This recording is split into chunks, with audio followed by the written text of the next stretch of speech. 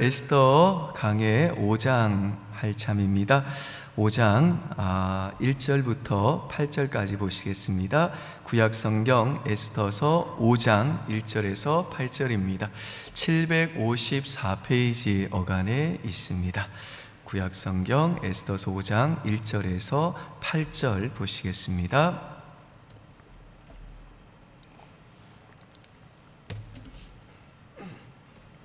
네, 다 찾으신 줄 알고 저와 여러분들 한 절씩 나눠 읽어볼까요? 1절 제가 읽습니다.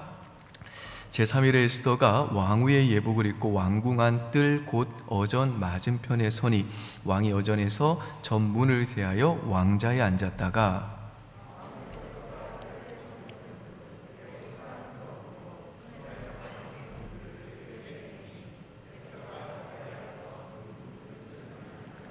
왕이 이르되 왕후 에스더여 그대의 소원이 무엇이며 요구가 무엇이냐 나라의 절반이라도 그대에게 주겠노라 하니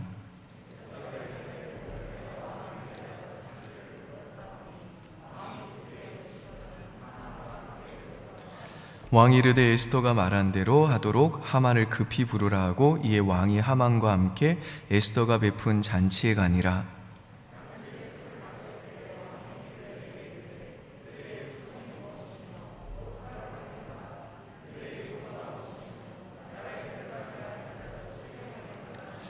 에스더가 대답하이르되 나의 소청 나의 요구가 이러하나이다.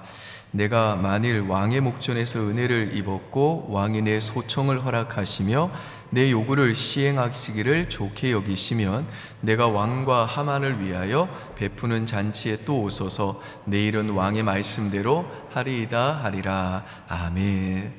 지난 시간에 우리가 4장을 통해 살펴본 대로 에스더는 이 모르도게를 통해서 하만이 유대인을 진멸할 거라는 소식을 들었습니다. 그 소식을 듣고 에스더는요, 이제 수산성에 있는 모든 유대인들에게 자기를 위해서 3일간 금식해 줄 것을 요청하면서 자기도 3일간 금식하고 기도한 후에 그 페르시아의 왕궁의 법을 어기고 죽으면 죽으리라는 각오를 가지고 왕께 나가겠다라고 결단을 합니다. 그리고 이어지는 이 5장의 내용은 뭐냐면요, 그렇게 3일간 금식 기도한 후에 이제 에스더가 그 왕의 명령도 없었는데도 불구하고 그 왕 앞에 죽음을 무릅쓰고 나갔는데 왕이 그 에스더를 보더니 왕의 지팡이 그 금규를 내밀어 주었을 뿐 아니라 그 에스더의 모습이 너무너무 사랑스러워 가지고 왕이 에스더에게 너가 원하는 게 뭐냐, 내가 내 나라의 절반이라도 너에게 주겠다라고 말을 합니다. 이게 오늘 본문의 내용이에요.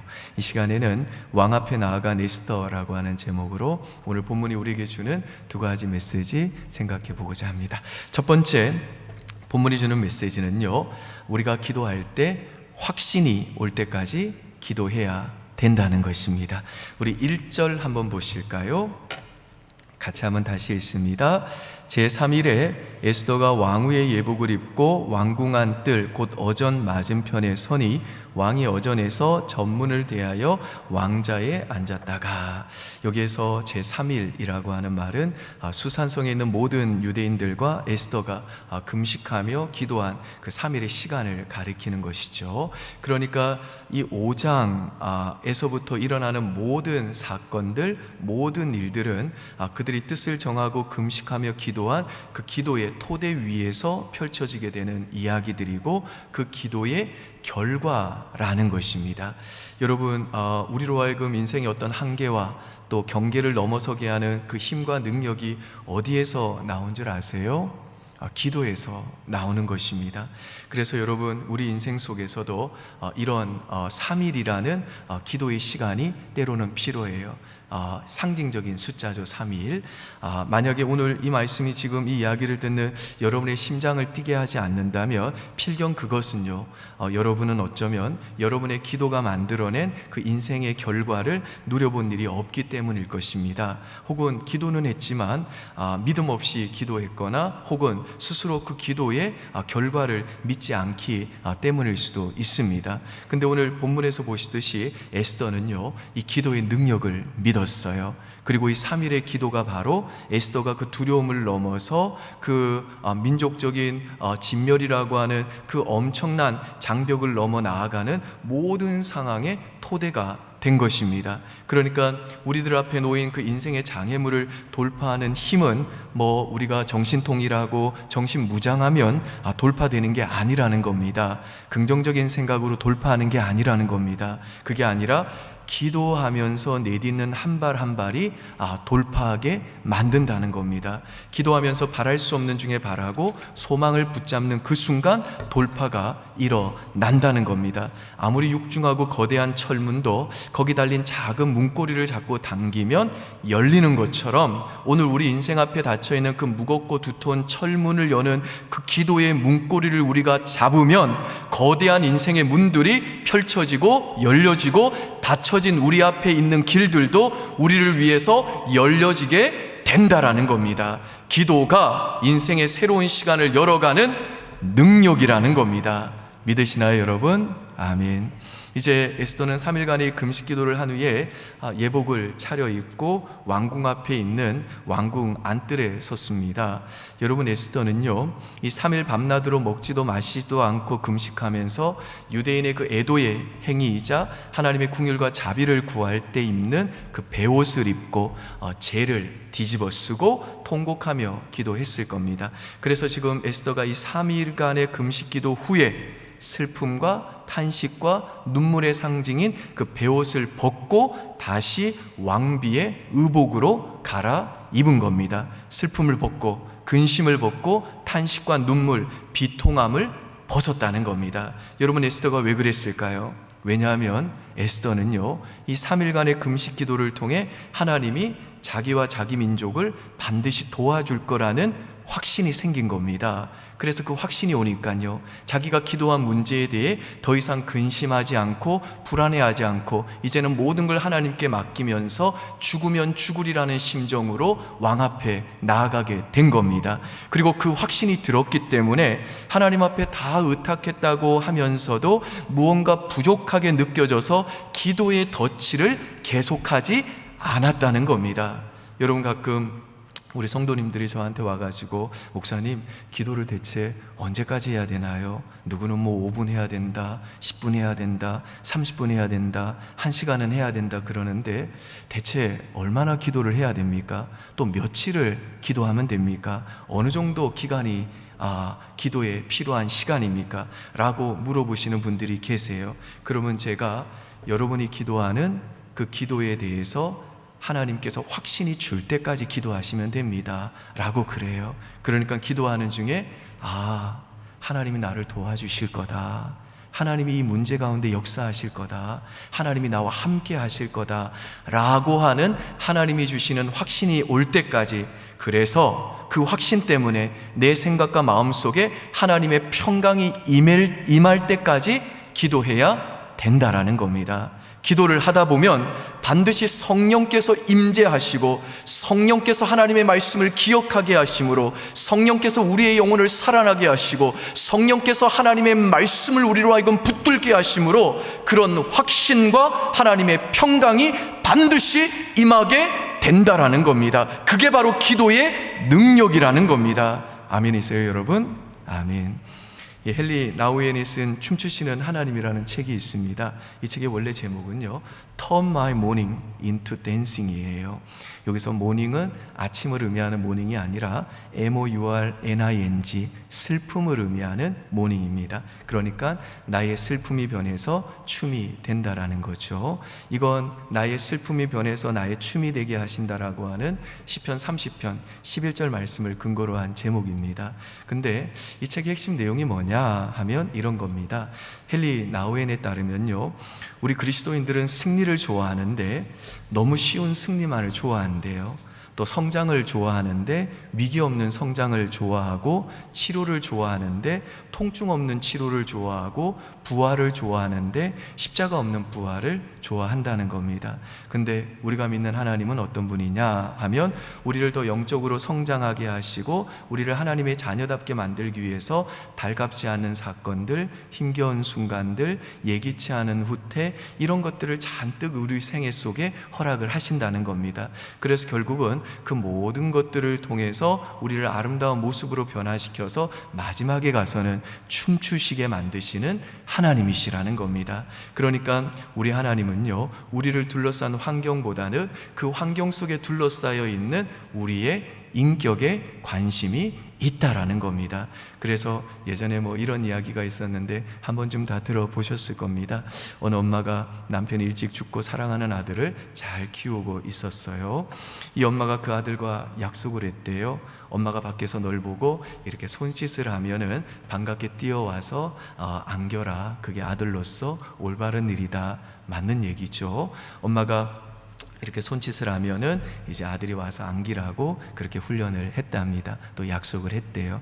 그런데 이제 아들이 학교 끝나고 쭉 가는데 엄마가 지나가다가 아들을 봤어요. 그래서 이렇게 손을 흔들면서 오라고 손짓을 했는데 아들이 외면을 해버리더라는 거죠. 엄마가 마음에 상처를 입었습니다. 제가 왜 저러나, 착하던 애가 오늘따라 왜 저러나 하고 상처도 있고 또 약간 화도 났습니다. 내가 교육을 잘못 시켰나 보다. 내가 아빠 없이 홀로 저 아이를 키우는데 정말 교육을 잘 시켰다고 생각을 했는데 저 꼴이 뭐냐 하면서 불안하기도 하고 화도 나고 그랬다는 거예요. 저녁에 집에 왔길래 이제 아들을 앉혀놓고 혼내는 거죠. 너 엄마하고 약속하지 않았냐? 엄마가 이렇게 손짓을 하면은 반갑게 인사하고 예의 바르게 달려오고 안기고 그러자고 그랬는데 너 왜 그랬냐? 그랬더니 그 아들이 그러다라는 거예요. 엄마, 내가 그거 분명히 알고 있고 아까 길에서 저 엄마 분명히 봤습니다. 그런데 내 바로 옆에 있던 아이가 엄마가 없대요. 엄마가 얼마 전에 돌아가셔가지고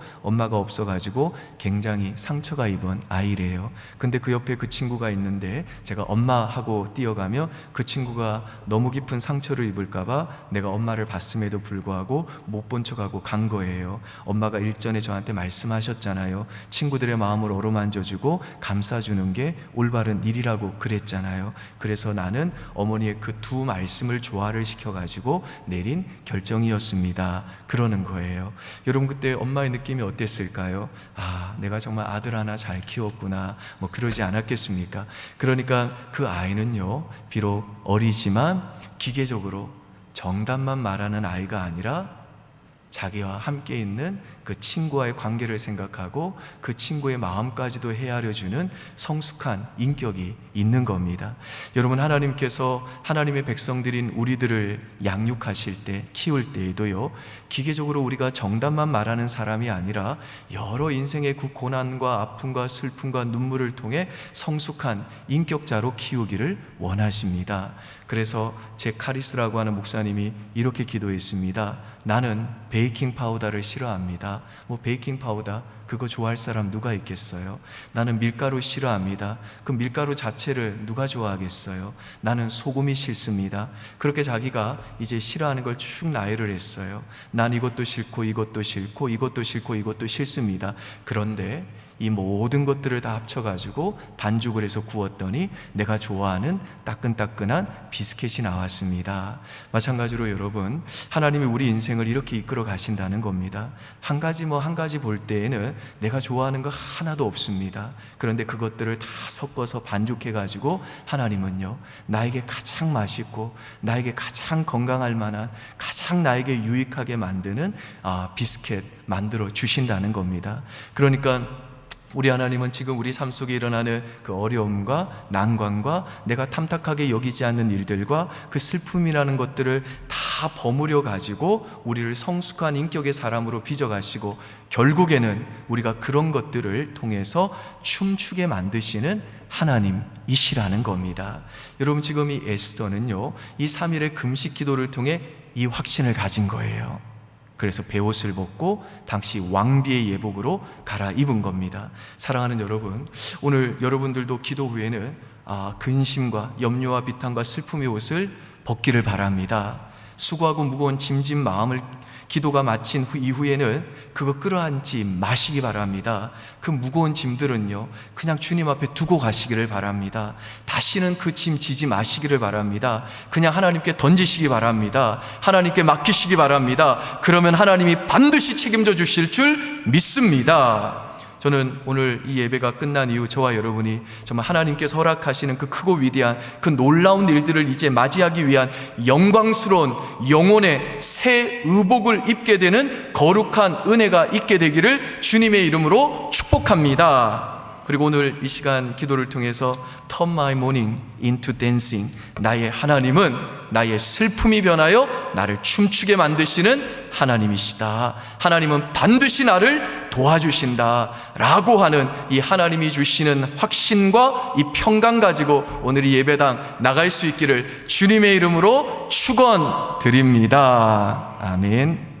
두 번째 본문이 주는 메시지는요, 하나님은 우리의 연약함을 통해 일하신다는 겁니다. 우리 2절 한번 보실까요? 여러분 한번 읽습니다. 시작.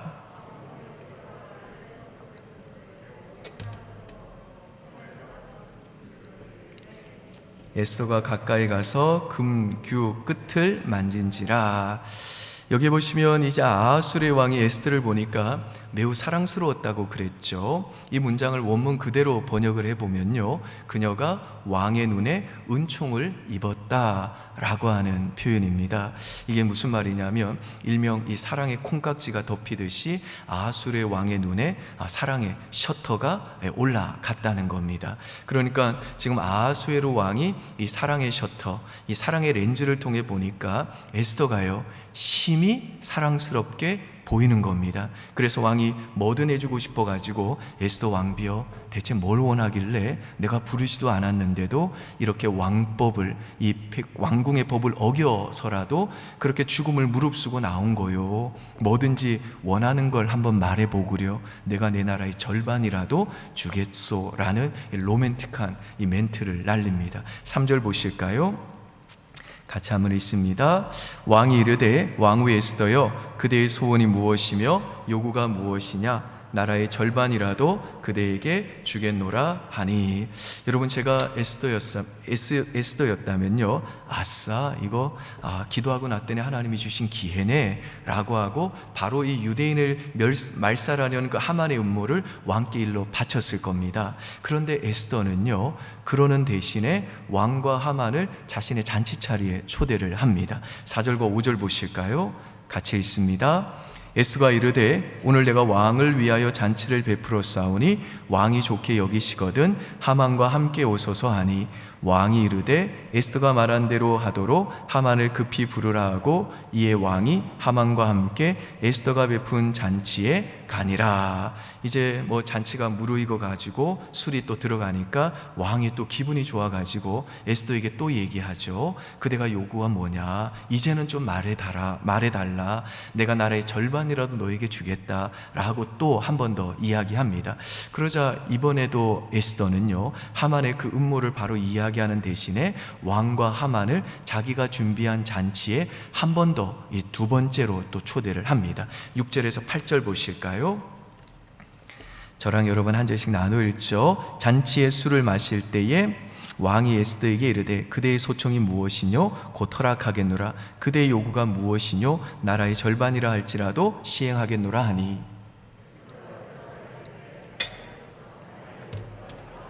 같이 읽습니다. 내가 만일 왕의 목전에 은혜를 입었고 왕이 내 소청을 허락하시며 내 요구를 시행하시기를 좋게 여기시면 내가 왕과 하만을 위하여 베푸는 잔치에 또 오소서. 내일은 왕의 말씀대로 하리이다 하니라. 여러분, 에스더가 왜 이렇게 했을까요? 사실 왕이 지금 무엇이든지 요청하라고 한 건 호박의 넝굴째 굴러온 기회잖아요. 그러면 그 기회가 왔을 때 바로 치고 들어가 가지고 이 하만의 음모를 말했어야 되잖아요. 그렇잖아요. 대체 에스더는 지금 무슨 생각을 하고 있는 걸까요? 지금 에스더는요, 빠른 해결보다는 완전한 해결을 원하고 있는 겁니다. 에스더는 아하수에로를 잘 알고 있었어요. 그리고 그를 어떻게 다뤄야 할지 그 3일간의 기도의 시간 속에서 하나님께서 주신 지혜와 전략이 있었던 겁니다. 지금 아하수에로 왕은요, 하만과 굉장히 긴밀하게 지금 결탁되어 있기 때문에, 결합되어 있고 신뢰관계가 두텁기 때문에 지금 자칫 에스더가 어떤 물증 없이 갑자기 어떤 이야기를 하게 되면 이것은 오히려 역풍이 불 수가 있고 하만으로 하여금 자신이 꾸민 그 모든 일들을 수습할 기회를 줄 수가 있게 되는 겁니다. 그래서 현재까지는 하만과 이 아하수에로 왕의 이 관계가 너무너무 친밀하게 결합되어 있었기 때문에 그 고리를 끊고 그 관계를 파쇄시킬 만한 틈이 필요했던 거죠. 그래서 왕을 위한 잔치에 2번씩이나 하만을 동석해서 오라고 하는 이 에스더의 말은요, 분명히 이 권력력이 굉장히 강하고 변덕스러운 이 아하수에로의 마음속에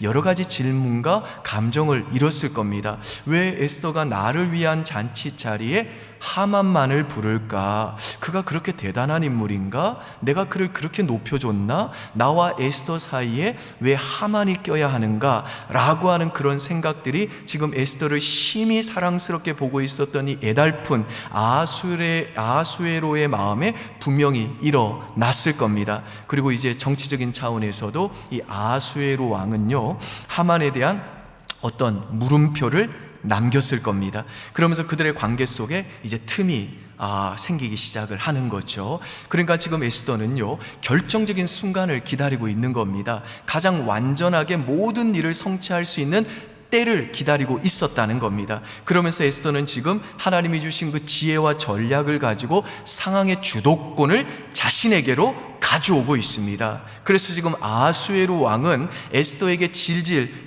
끌려가고 있잖아요. 상황을 만들어가는 힘이 지금 권력자 아하수에로가 아니라 하만이 아니라 에스더로부터 나오고 있는 것입니다. 여러분, 우리는 때로 문제를 당장에 해결하고 고통스러운 상황으로부터 빠르게 벗어나는 것을 원합니다만은 기억하셔야 돼요. 중요한 것은 빠른 해결이 아니라는 겁니다. 우리에게는요, 완전한 승리가 필요한 겁니다. 그래서 우리는 우리 인생 속에서 조금 더디 가는 것 같을지라도 과정을 끌어안아야 하고 위험 부담을 감수해야 되는 것이라도 완전한 구원과 하나님의 완전한 일을 사모해야 되는 겁니다. 그것이 인생의 지혜라는 겁니다. 그런 점에서 저는 저와 여러분이 우리 인생의 조급함을 버리고 하나님의 은혜와 하나님의 그 지략이 만나는 그 자리에서 하나님이 주시고 하나님이 우리 인생 속에 만들어 가시는 그 완벽하고 완전한 승리를 볼 수 있게 되기를 주님의 이름으로 축원드립니다. 그런데 여러분, 오늘 우리가 이 말씀에서 에스더를 보면요, 에스더는 지금 강함으로 적을 상대하고 있는 것이 아니라 도리어 약함으로 그 절대 권세를 가진 아하수에로를 상대하는 것을 우리가 보게 됩니다. 여러분, 한번 잘 보세요. 지금 에스더는 3일 동안 먹지도 마시지도 않고 온전히 금식했잖아요. 그러니 지금 에스더의 얼굴이 어떻겠어요? 사실은 예쁘지 않았어요. 아름답지 않아요. 아마 3일간의 그 금식 때문에 얼굴은 초췌해졌을 것이고 화장도 그래서 잘 안 먹었을 거예요. 여러분, 이건 저의 자의적인 해석이 아닙니다. 에스더가 처음 이 에스더서에 등장하는 2장 7절에 보면요, 에스더의 용모가 곱고 아리따웠더라고 기록이 되어 있었어요. 얼굴이 굉장히 이쁘고 아름다웠다고 기록을 한 겁니다. 반면에 이 3일 기도 후에 에스더가 다시 왕을 찾았을 때에는요, 비록 그가 예쁜 의복을 다시 왕복으로 다시 갈아입고 얼굴에도 분명히 분칠을 하고 화장을 했음에도 불구하고 성경은요, 에스더에게 곱고 아립답다라는 표현은 없고 그냥 사랑스러웠다라는 말만 남깁니다. 여러분, 성경은 거짓말 안 합니다. 무슨 말인가요? 3일간 금식했기 때문에 사실 에스더의 얼굴은 딱 봤을 때 객관적으로는 예쁘지 않았다는 겁니다. 다만 아하수에로 왕의 눈에 사랑의 콩깍지가 덮였기 때문에 왕의 그 주관적인 판단에는 에스더가 심히 사랑스러워 보였다는 겁니다. 그의 눈에 은혜의 셔터가 올라갔다는 겁니다. 에스더의 그 3일간의 금식 기도를 통해서 하나님께서 그 야복강의 그 야곱의 기도를 들으시고 그 에서의 마음을 흔들고 그 마음을 변화시켰던 것처럼 하나님께서 이 절대 절대 권세를 가진 왕의 마음, 그렇게 외적인 아름다움에 집착하는 이 왕의 마음을 움직이셨다는 겁니다.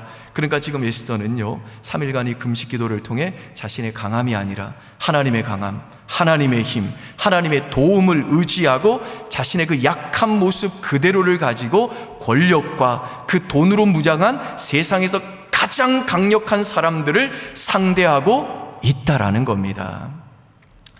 이 포르투갈에 가면 이 몬산투라고 하는 마을이 있는데요, 이 마을은 포르투갈에서도 가장 포르투갈다운 마을이래요. 이 마을의 특징은 뭐냐면 돌산 위에 작은 마을이 형성되었는데 각 집안마다 돌을 끼고 집을 지었다는 거예요. 그래서 집 자체가 바위예요. 바위.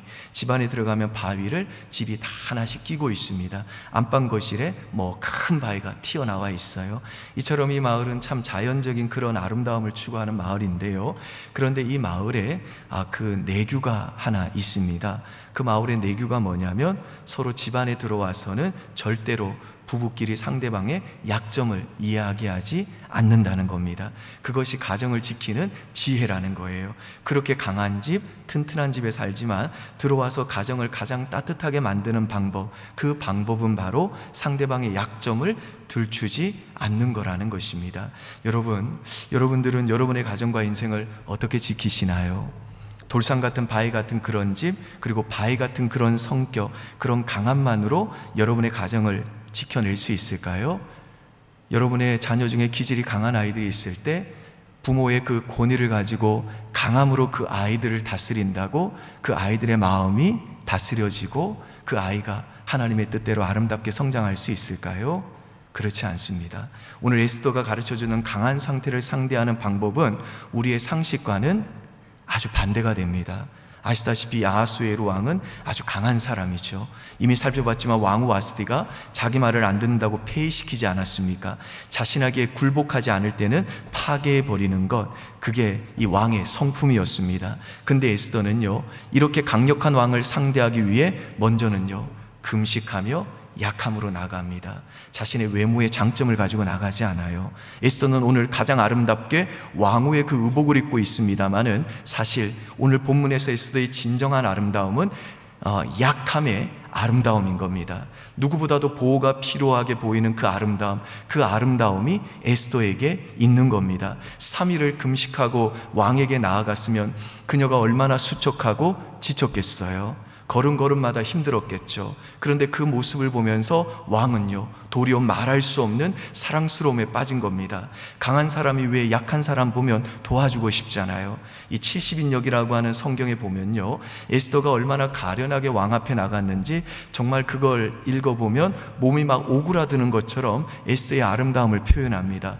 대충 이런 내용이에요. 왕이 에스더에게 달려갔더니 에스더는 왕 앞에 하고 실신하고, 그래서 왕이 껴안으면서 왕비여 왜 그러시오? 대체 무슨 일이오? 라는 식으로 정말 닭살 돋게 표현되어 있습니다.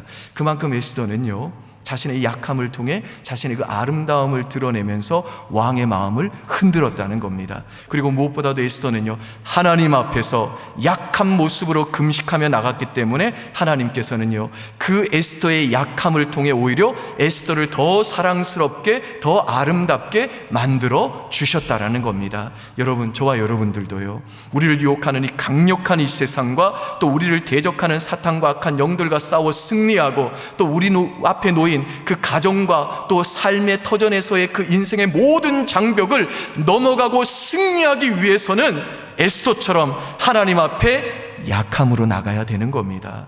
육신의 부모는 아픈 자녀에게 마음이 더 가잖아요. 자녀들이 많아도 정말 아픈 자녀가 생기면 그 아픈 자녀를 위해 날밤을 새는 게 부모의 마음이잖아요. 그 아픈 자녀를 돌보다가 때로 가정에 문제가 생겨도 그것을 감수하면서도 그 약한 자녀를 챙기는 것이 부모의 마음이잖아요. 여러분, 우리 하나님도 그랬잖아요. 그래서 자연 만물 중에 가장 튼튼한 게 바위인데 그 아들 예수님이 이 땅에 연약한 인간으로 오셔가지고 사람들에게 멸시받고 채찍질받고 침뱉음 당하고 십자가에 매달려 돌아가셨을 때에 그 바위가 터지잖아요. 그 터지는 바위가 하나님의 마음이라잖아요. 우주를 창조하신 그 하나님의 마음이 그 연약하신 인간으로 그 십자가에 매달리신 그 아들의 고통과 죽음을 바라보실 때 그 우주가 갈라지는 듯한 고통이 그 바위가 터지는 모습으로 그 하나님의 아픔을 표현을 했다라는 겁니다. 누구도 예수님이 왜 고난당하는지 몰랐지만 하나님 아버지는 알고 계셨다는 겁니다. 그리고 하나님은요, 약함으로 고난당하신 그 예수님을 보면서 말로 할 수 없는 사랑으로 예수님을 바라보셨습니다. 그리고 인류를 구원하기 위해 대신 고난당하신 그 약함으로 고난당하신 그 예수님을 결국 하나님은요, 부활의 영광을 주시고 모든 이름 위에 뛰어난 이름을 주시지 않습니까?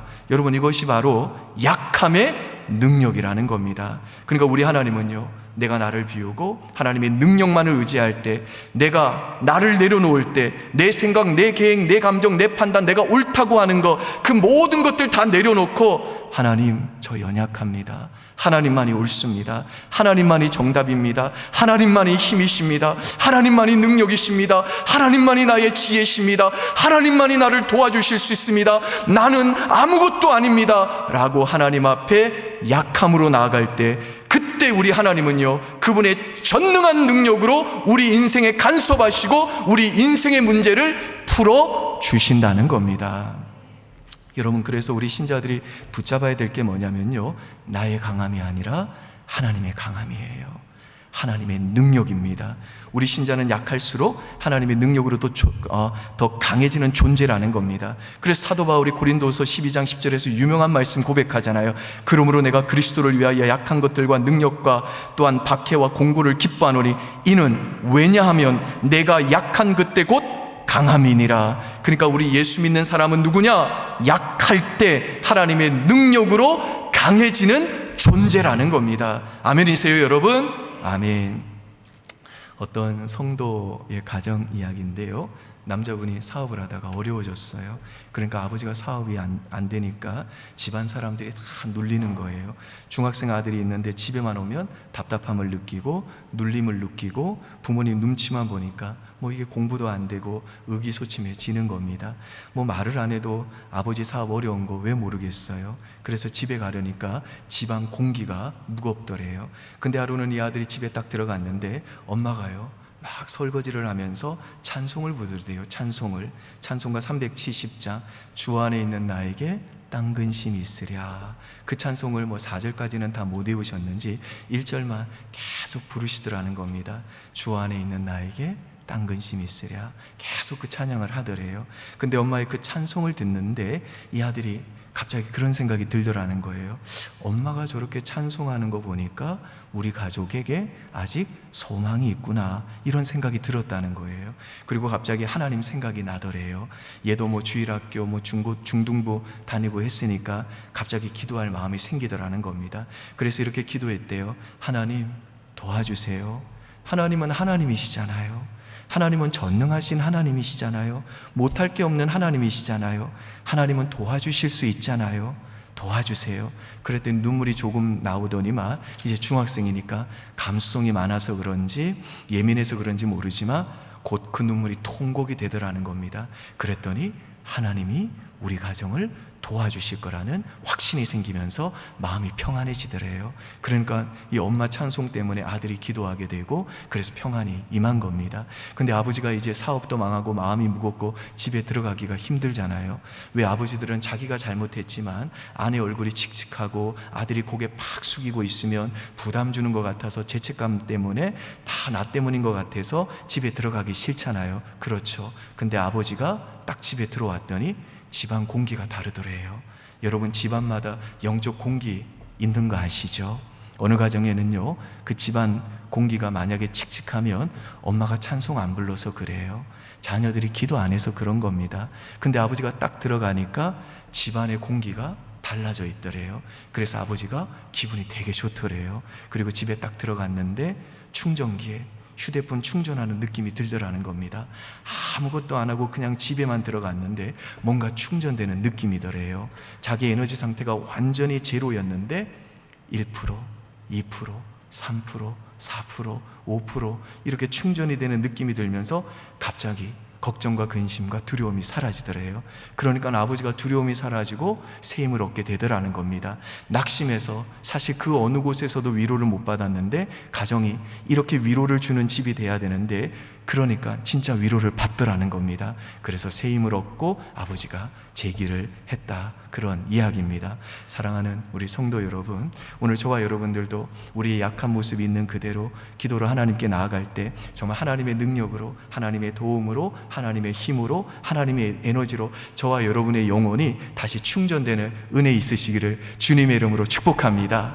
축복합니다. 축복합니다. 그리고 기도와 찬양 중에 하나님은 나의 슬픔이 변화해 나를 춤추게 만드시는 나의 아버지시다, 나의 하나님이시다. 그 하나님이 반드시 나와 함께 하시고 나를 도와주실 것이다 라는 이 확신과 평강을 얻고, 하나님이 만들어 가시는 그 완전한 승리 바라고 기대하는 소망 가지고 다시 여러분의 가정과 일터와 삶의 모든 현장으로 나아가시기를 주님의 이름으로 축원드립니다. 아멘. 그런 은혜 주실 줄 믿습니다. 우리 그 믿음으로 약할 때 강함 대신에 이 찬양 한번 불러볼까요? 여러분 기억하세요? 우리는 약할 때 이기는 겁니다. 약할 때, 주님 의지할 때 우리는 반드시 승리하게 되는 겁니다. 그 믿음으로 약할 때 강함 대신에 나의 보배가 되신 주 나의 모든 것, 이 찬양 부르겠습니다.